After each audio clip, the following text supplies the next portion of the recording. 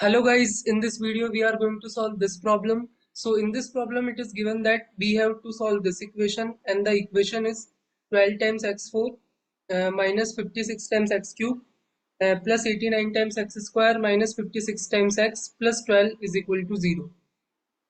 So let's see how we can solve this. So first of all, I write that equation here. Now you see in this equation there is a symmetry. Like here it is 12, so here it is also 12. Here it is 56, so this is also 56, and it is 89.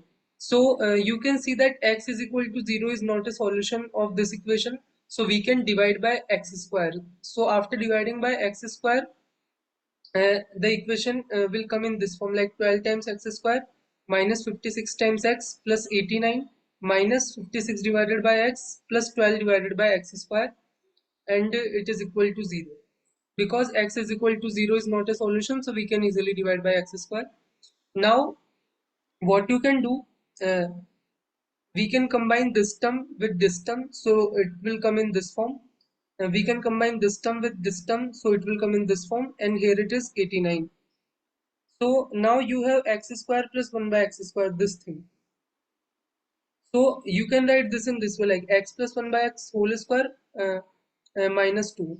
And now what you can do, you can now see a quadratic equation in terms of x plus 1 by x. So you can assume x plus 1 by x is equal to y. So you can write this in this way, like 12 times y square, 12 times this thing. So it will become like 12 times y square, and here it is 12 times minus 2, so it is minus 24.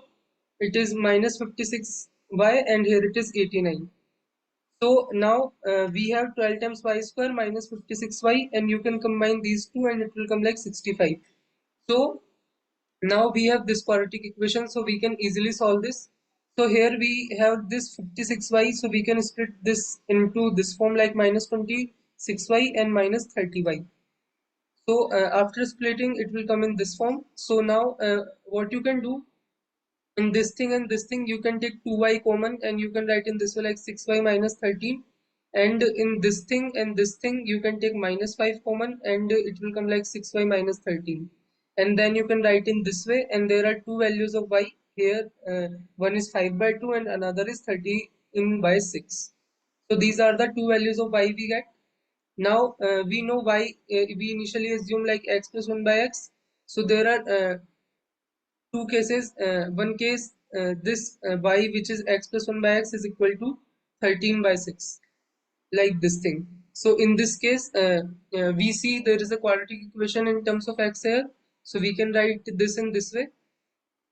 After cross multiplying, you can write this way, and after multiply by 6 this whole equation, this will come in this form, like 6x square minus 13x plus 6 is equal to 0.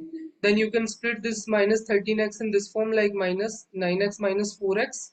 And after that, uh, in these two terms, you can take 3x common, and it will come like 2x minus 3. And in these two terms, you can take minus 2 common, and it will come like 2x minus 3.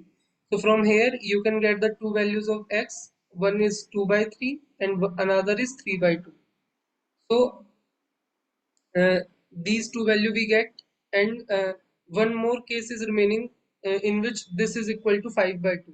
So we take this case also. From here we can also get one quadratic equation.